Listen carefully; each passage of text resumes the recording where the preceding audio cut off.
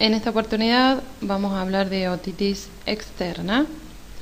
Los objetivos de esta presentación son definirla, enumerar los factores predisponentes, describir las causas más frecuentes de otitis externa, clasificar, proponer un plan diagnóstico, fijar un tratamiento adecuado y establecer medidas de prevención. Por definición, la otitis externa es la infección del conducto auditivo externo, es más frecuente en verano, afectando a ambos sexos por igual. El conducto auditivo externo cuenta con factores de protección ante diversas noxas. Su tortuosidad y su forma sigmoidea resguardan a la membrana timpánica de traumatismos directos por hisopos, parillos y otros objetos. El cerumen forma una película continua protectora del epitelio, la cual es destruida por jabones y detergentes que eliminan ese unto graso. Además, el cerumen posee una acción antibacteriana y antifúngica. La flora bacteriana del conducto auditivo externo cambia según la época del año. Por lo general, los cultivos hallados son mixtos, estafilococos, estreptococos y diplococos, y solo se observa un 3,5% de pseudomonas.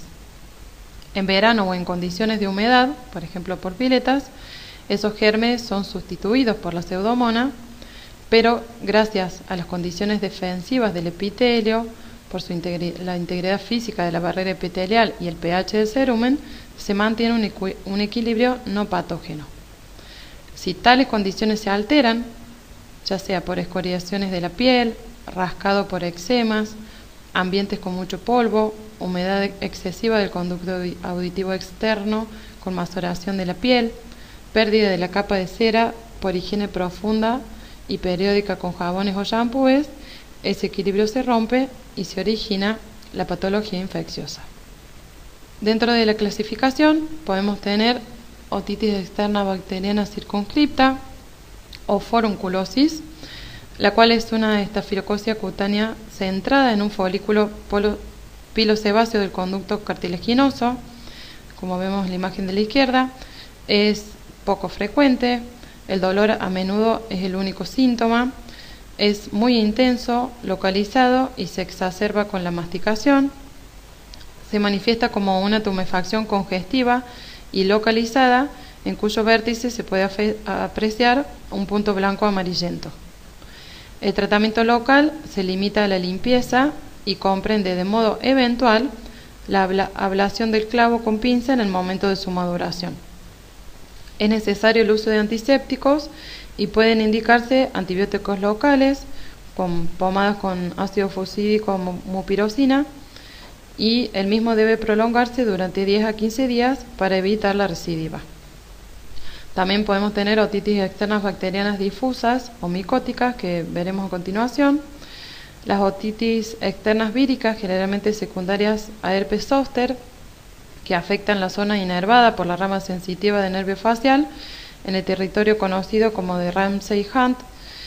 La erupción aparece sobre el territorio sensitivo del facial, que incluyen la concha, el trago, el antigélix y la parte superior e inferior del conducto y de la membrana timpánica.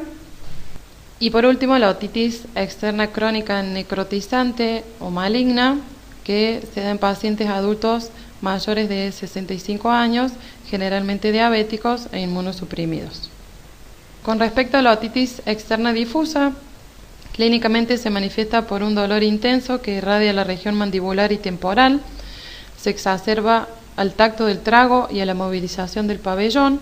¿Sí? Son pacientes que ni siquiera pueden apoyarse de ese lado al acostarse, y la otoscopia es muy complicada tanto por el dolor como por la estenosis del conducto. El aspecto otoscópico varía en función de la gravedad de la afección. Las lesiones van desde la simple hiperemia cutánea a la estenosis casi completa del conducto, dejando brotar secreciones serosas. Algunas otitis externas se acompañan de una reacción inflamatoria periauricular muy intensa que puede parecer una mastoiditis. La persistencia de los relieves del surco retroauricular y el dolor a la simple movilización del pabellón hablan a favor de una otitis externa.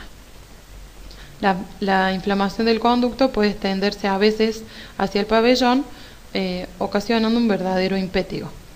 Con respecto al tratamiento, es esencialmente local, debe ser activo frente a los gérmenes gram negativos causales más frecuentes. El efecto terapéutico es más satisfactorio si se realiza una limpieza previa y se utilizan asociaciones de antibióticos y corticoides. Entre los antibióticos, el uso de una fluoroquinolona permite suprimir el riesgo de ototoxicidad y es activa ante pseudomonas.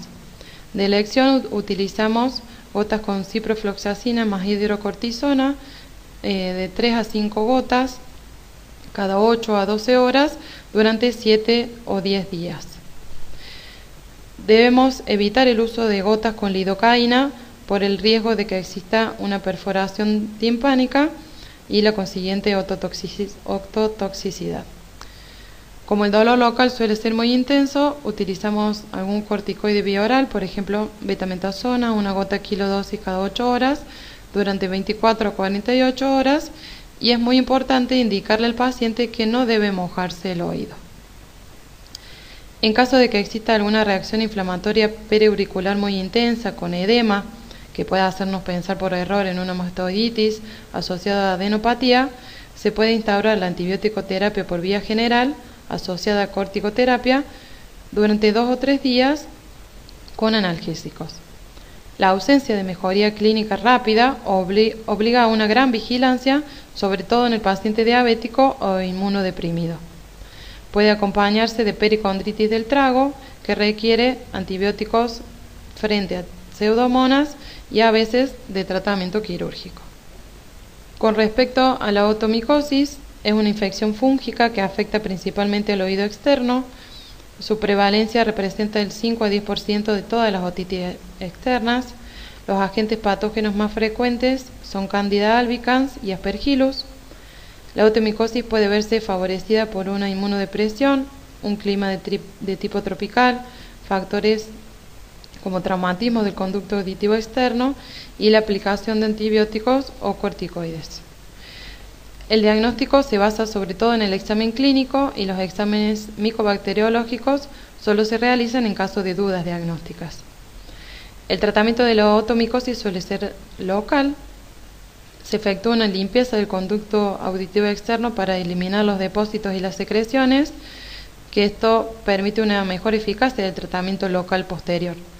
Y se basa en la aplicación de antifúngicos del tipo de los polienos, como la nistatina, o los imidazoles, como el econazol o el bifonazol, el cual debe ser prolongado por lo menos durante 2 semanas. Con respecto a la prevención, la prevención de la otitis externa difusa en personas expuestas se obtiene mediante el secado después del baño. Lo que utilizamos frecuentemente, le decimos a los pacientes que se coloquen un algodón embebido en aceite antes de bañarse y lo retiran posteriormente, o bien después del mismo, la instilación en los conductos previamente secados de una mezcla de alcohol al 70% con unas gotas de vinagre blanco que permiten acidificar la piel.